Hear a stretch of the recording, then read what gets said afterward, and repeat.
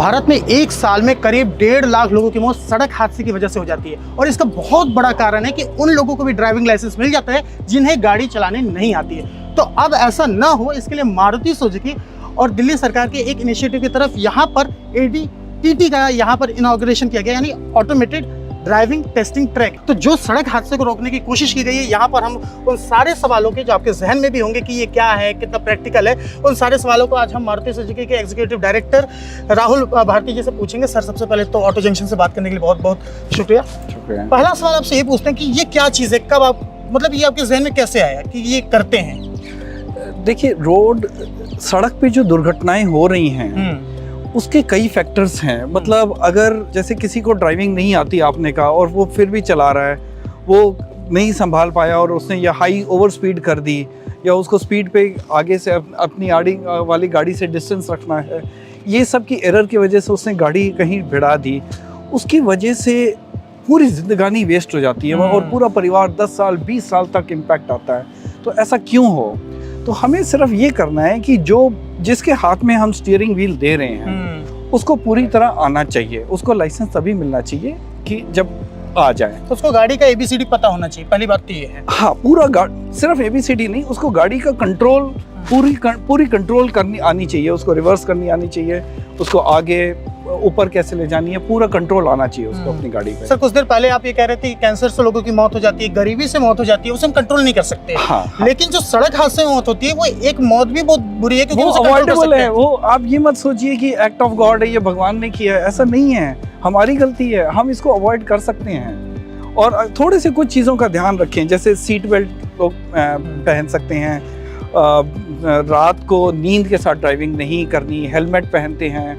तो liquor drink मतलब मदिरा पान करके जो लोग शराब पीकर वो कई चीज़ें अवॉइडेबल हैं। और सबसे कोर चीज़ है कि उनको अपनी स्किल आनी चाहिए, उनको ड्राइविंग आनी चाहिए। तो हिंदुस्तान में हम सब जानते हैं कैसे ड्राइविंग लाइसेंसेस मिल रहे हैं, और अगर टेस्टिंग भी हो रही है तो वो आधी अधूरी या किसी ने पूरे पैरामीटर टेस्ट नहीं किए। तो ये ना एक बड़ा साइंटिफिक कंप्यूटराइज तरीका है जिससे पूरा कंप्यूटर टेस्ट कर लेता है, ह्यूमन बीच में इंसान बिल्कुल नहीं आता है, सारा टेस्टिंग कंप्यूटर करता है। यानी इसमें जो धांधली है वो होने के चांसेस लगभग आपने खत्म कर दिया या जीरो कर दिए हैं? जीरो कर दिए हैं। सिर्फ धांधली नहीं, कई बार क्या होता है, अगर कोई ठीक से इंस्ट्रक्टर ठीक से नापना भी चाहता है लेकिन वो 8 में से सिर्फ 6 पैरामीटर टेस्ट किए या उससे कुछ नजरअंदाज हो गया, कंप्यूटर से नजरअंदाज नहीं होगा, तो वो पूरा 100% टेस्टिंग हो जाती है। सर, आगे चलते हैं, दिखाते हैं, कैमरामैन से कहेंगे कि हमें ट्रैक करें। यहाँ पर ऊपर अगर आप देखेंगे तो यहाँ पर कई सारे कैमरास लगाए गए। सर, ये आपका पहला इनिशिएटिव है, हमारे लोग जानना चाहेंगे दर्शक, या और भी कई हैं? कई इनिशिएटिव हैं, लेकिन जो सबसे बड़ा है कि दिल्ली में हमने 2017 में डिसाइड किया कि 2017 में कोविड से पहले। अच्छा। बल्कि ये डिले हो गया कोविड की वजह से, हम तो बहुत पहले इसको खत्म कर देते।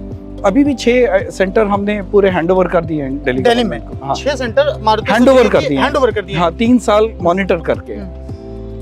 तो हमने ये सोचा कि दिल्ली को हम पूरा कंप्यूटराइज कर देंगे लाइसेंस टेस्टिंग के लिए, कोई ह्यूमन इंटरवेंशन नहीं। और आज ये लास्ट सेंटर था, इससे हमारा ये प्रोजेक्ट पूरा कंप्लीट हो गया अब।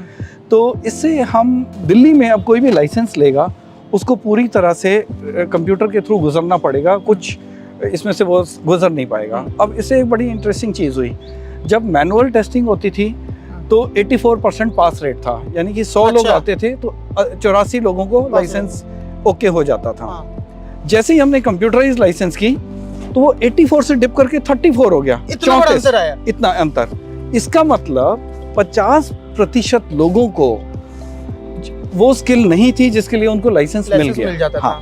अब क्या हो रहा है, और यही सबसे बड़ी खराबी थी। हाँ, और कहीं ना कहीं इसका इम्पैक्ट रोड सेफ्टी पे आएगा अगर उसको पूरी तरह से वाहन पे कंट्रोल नहीं है। तो अब अच्छी चीज है, लोगों ने भी मेहनत करनी शुरू की पास रेट बढ़ाने के लिए। सो ये 34 से बढ़ के 64 हो गया है, यानी कि आज 100 में से 64 लोगों को वो टेस्ट क्लियर कर जाते हैं, पहली बार में कर जाते हैं। सर, एक पहला सवाल लोग ये भी कहते थे कि भाई लाइसेंस पाना ना मतलब बहुत बड़ी काम है, मतलब आप परेशान हो जा रहे हैं आम आदमी, किसी को अगर आपसे पर्सनल थोड़ा सा बुरा लग रहा है तो आपको फेल करते जा रहा है। तो क्या ये अब लाइसेंस पाना भी आसान हो गया है? इतना ज़्यादा आसान हो गया है। आप अंदर देखेंगे पूरा एयर कंडीशन हॉल है, अच्छी सीट्स के साथ, वीडियो पे आपका वो है।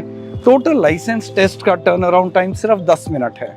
आप आराम से बैठेंगे, आपका RFID आएगा, आपको गाड़ी दी जाएगी, आप ड्राइव करेंगे 10 मिनट में, येस और नो।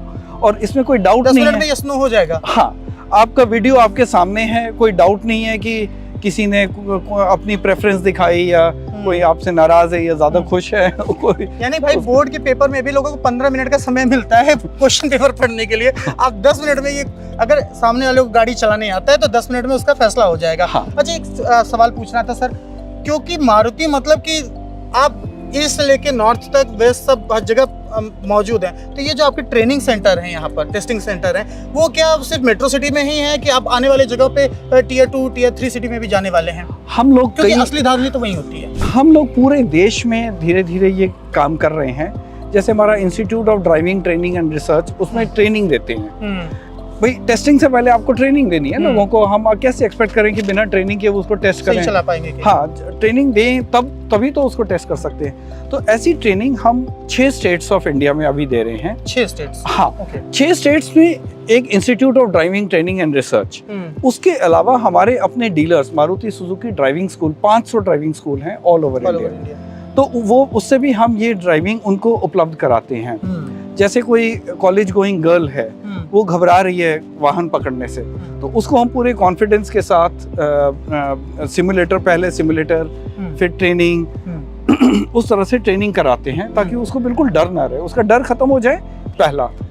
दूसरा है ओवर कॉन्फिडेंस भी ना हो, स्किल आए तब जाके ड्राइविंग हो। तो दोनों चीज़ें हम का ध्यान रखें। यानी कुल मिलाकर अगर इससे आसान भाषा में समझा जाए तो ये जो लाइसेंस बांटने में धांधली होती थी वो इन सारी चीज़ों की वजह से खत्म हो जाएगा, जीरो डीएल पाना आसान हो जाएगा, और सारी चीज़ें यानी अब लोगों को भी मेहनत करनी पड़ेगी कि, और इससे एक सर आपकी और बात में सुन रहा था, आप कह रहे थे कि जो हादसे में लोग शिकार होते हैं, मौत जिनकी होती है, उनमें 85% के करीब वो लोग हैं जो गाड़ी नहीं चलाते हैं।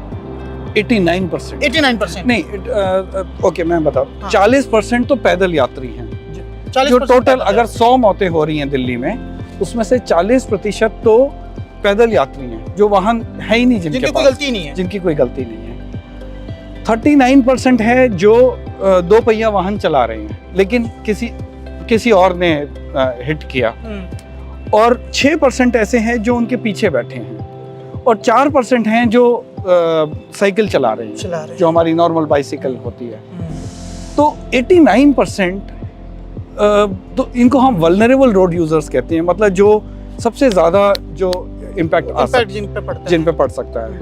तो इसकी वजह से अब उस पे भी कमी देखने को मिलेगी। सर हाँ। एक चीज़ और है, आपने अभी तक जितने भी सेंटर शुरू किए, या आपके कोई अभी रिसर्च ऐसा हुआ है जिससे आपको डेटा मिला हो कि इन सारी चीज़ों से नंबर भी घटते हैं एक्सीडेंट्स के? एक्सीडेंट में क्या है, बहुत सारे फैक्टर्स रिस्पॉन्सिबल होते हैं, लेकिन डेफिनेटली अगर कोई कम सीखा, जिसको कम स्किल है और ज़्यादा स्किल है, वो ड्राइविंग में डिफरेंस आए तो डेफिनेटली सेफ्टी में फ़र्क पड़ेगा। दूसरी 2 फैक्टर जो मैं खास, क्योंकि आपके दर्शकों को मैं खास तरह से बताना चाहता हूँ, जितने लोग मरते हैं उनमें से 70% ने सीट बेल्ट नहीं पहनी होती और कार में, और जितने 2 व्हीलर्स में लोग मरते हैं जिनकी मृत्यु होती है अनफॉर्चुनेटली, उनमें 84% ने हेलमेट नहीं पहना होता। यानी कि अगर इन्होंने पहना होता और सीट बेल्ट पहनी होती, सावधानी बरती होती, सबसे आसान तरीका है आप सीट बेल्ट, चाहे आप आगे बैठें या पीछे बैठें कार में, बहुत बड़ी सीट बेल्ट जरूर लगाएं। आप 2 व्हीलर में हो, कितनी भी गर्मी लग रही हो, आप जरूर पहने। लोग ये सोचते हैं कि आज ही नहीं होगा, हो सकता है कल हो, आज हम बच जाए, और वही एक गलती उन पे भारी पड़ जाती है। हाँ, मेरा तो एक मानना है, what can happen will happen. तो आप ये मान के चलो कि हो जाएगा, और अगर आप ये मान के चलोगे और उसका पूरा ध्यान रखोगे तो नहीं होगा। तो सर आपने हमसे इतनी आसान भाषा में बताया, और हमें लगता है कि हमारे जितने भी व्यूअर्स हैं उनके सारे सवाल क्लियर हो गए होंगे। आगे भी आपके कोई सवाल होंगे कमेंट बॉक्स में जरूर लिखिए, सर से जब हम अगली बार मिलेंगे तो उनसे इसी आसान भाषा में जरूर पूछेंगे। हमसे बात करने के लिए thank you so much sir. Thank you Shridhar.